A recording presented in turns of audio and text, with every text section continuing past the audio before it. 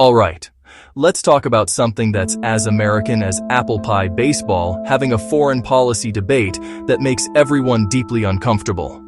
I'm talking about AIPAC, which stands for the American Israel Public Affairs Committee. Now, that sounds impressively official, like it should have its own majestic eagle mascot. But at its core, AIPAC is a lobbying group.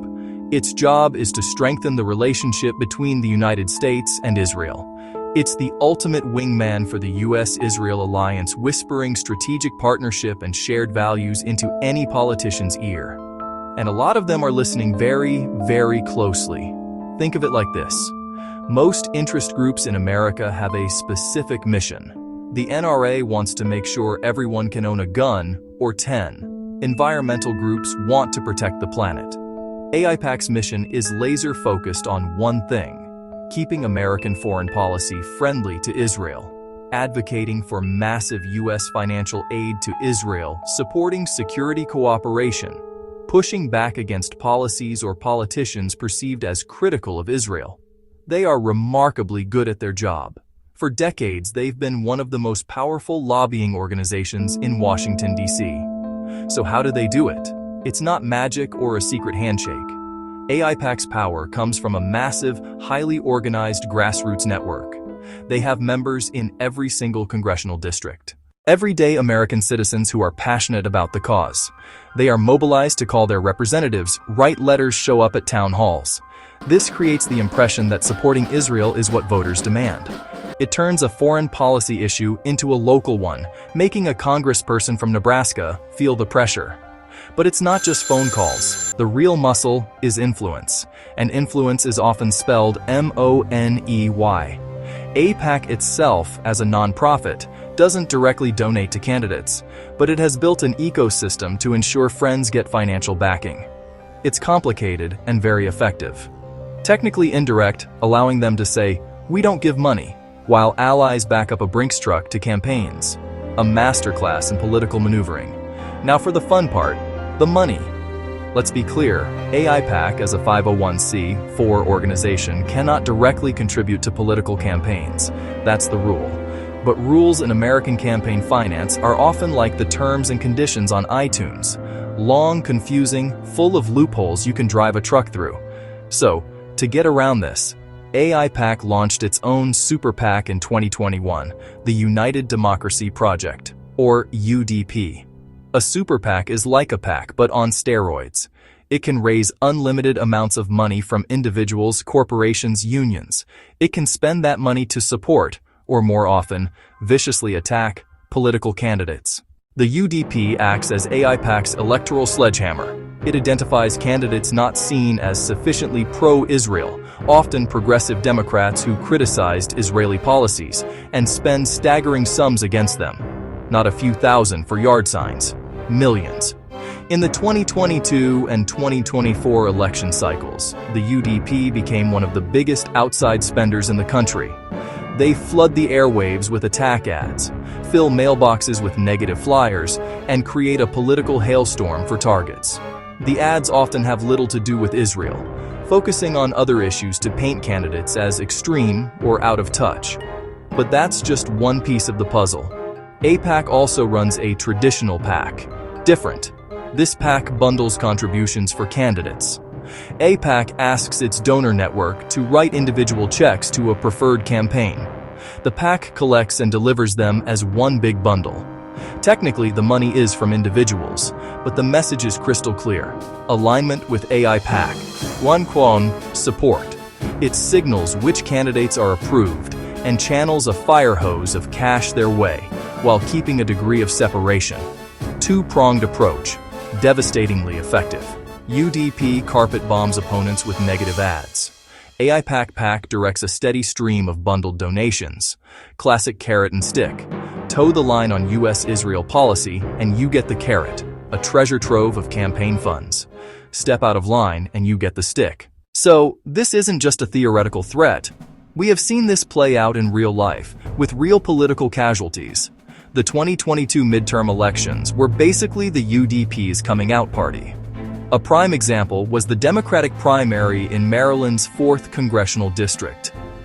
Donna Edwards, a progressive former congresswoman, was running to reclaim her seat. She had a record that included some criticism of Israeli policy. In response, the UDP parachuted into the race and spent over $6 million on ads attacking her. Her opponent, Glenn Ivey, who was more aligned with AIPAC's positions, won the primary. That amount of money in a single House primary is, to put it mildly, a ridiculous sum. It was a clear message to progressives everywhere. Another textbook case was Andy Levin, a Jewish congressman from Michigan. Levin was a self-described Zionist who supported a two-state solution, but he also sponsored legislation that was critical of Israel's occupation of Palestinian territories. For AIPAC, this was unacceptable. The UDP and other affiliated groups spent over $4 million against him in his primary race, against fellow incumbent Haley Stevens. The ads rarely mentioned Israel. Instead, they painted Levin as ineffective and problematic on other fronts. Stevens, who received significant pro-Israel backing, won decisively. An incumbent congressman from a political dynasty was taken out. The message was sent, received, and understood by everyone in Washington. The 2024 cycle saw this strategy dialed up to 11. One of the highest profile races was in New York, where progressive Representative Jamal Bowman faced a primary challenge from George Latimer. Bowman had become a vocal critic of Israel's military actions in Gaza and was a top target for AIPAC. The United Democracy Project spent nearly $15 million in that single race, an absolutely unprecedented amount for a House primary. The airwaves were saturated with ads attacking Bowman, making it one of the most expensive primary battles in American history. Latimer, who actively courted AIPAC's support, ultimately won, demonstrating once again the sheer financial force the organization could bring to bear on a single district. These examples are not isolated incidents. Similar stories have played out in races across the country: Pennsylvania, Texas. Summer Lee, a congresswoman from Pittsburgh, narrowly survived a multi-million-dollar onslaught in 2022 and faced another one in 2024. The pattern is consistent. A candidate, usually a progressive and often a person of color, voices criticism of Israeli government policy. In response, a tsunami of outside money floods their district to either unseat them or, at the very least, send a chilling message to anyone else thinking of speaking out. This has created a political climate where many feel that criticizing a foreign government's policies can cost them their job. Now, if you ask AIPAC and its supporters about all this, they will tell you a very different story. They will say they are simply participating in the democratic process, just like any other interest group.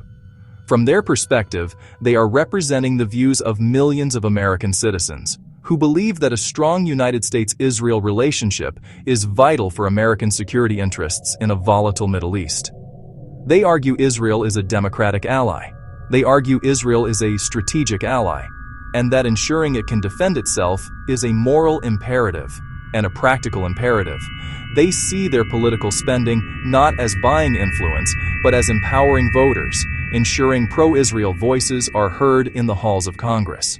Supporters also point out that their work is entirely legal and transparent.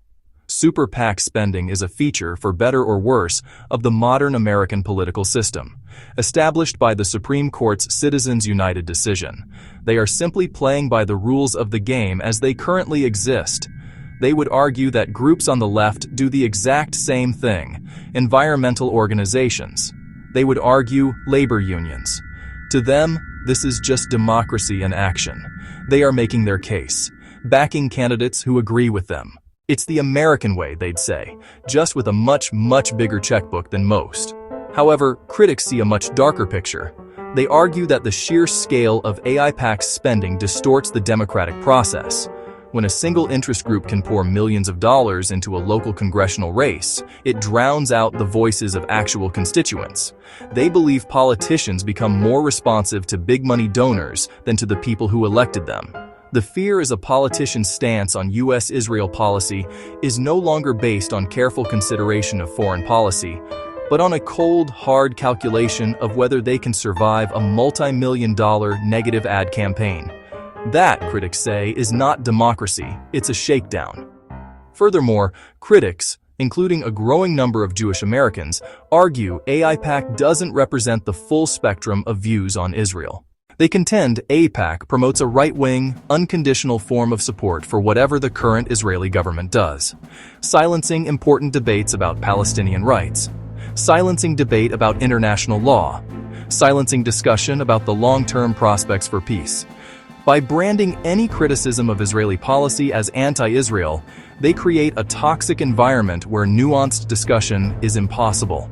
The concern is that AIPAC is not just strengthening the United States-Israel relationship, but is actively preventing a healthier, more honest conversation about it from ever taking place. So why should you, a person who may have trouble finding Israel on a map, care about any of this? Because this isn't just about foreign policy. This is about the fundamental health of American democracy itself.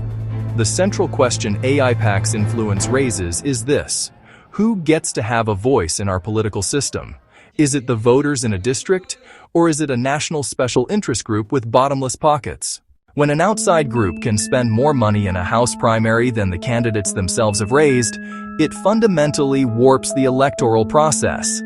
It makes elections less about a contest of ideas and more about a test of fundraising prowess and allegiance to a powerful lobby. The story of AIPAC is a case study in the power of super PACs. It highlights how a small number of wealthy donors can have an outsized impact on who gets elected to Congress and what policies get made. This raises serious concerns about whether the system is rigged in favor of the wealthy and well-connected. If politicians are afraid to take a certain position for fear of financial backlash, then policy is being dictated not by public interest, but by the threat of a negative ad campaign. That should be concerning to everyone, regardless of their views on the Middle East. Moreover, this entire saga impacts the ability of the United States to conduct a flexible and effective foreign policy. If members of Congress are afraid to question or critique the actions of an allied government, it limits the range of options available to American diplomats and policymakers. A healthy alliance involves honest and sometimes difficult conversations. Critics argue that AIPAC's influence creates a chilling effect that enforces conformity and punishes dissent. That makes it harder for the United States to act as an honest broker for peace or to adapt policies to changing realities on the ground. This isn't pro-Israel or anti-Israel. It's about whether the United States can have a foreign policy debate at all. Ultimately, the debate over AIPAC is a debate about what kind of democracy America wants to be. Is it a system where all citizens have a relatively equal say? Or is it one where financial power translates directly into political power? The actions of AIPAC and its affiliated PACs in recent elections have brought this question into sharp focus.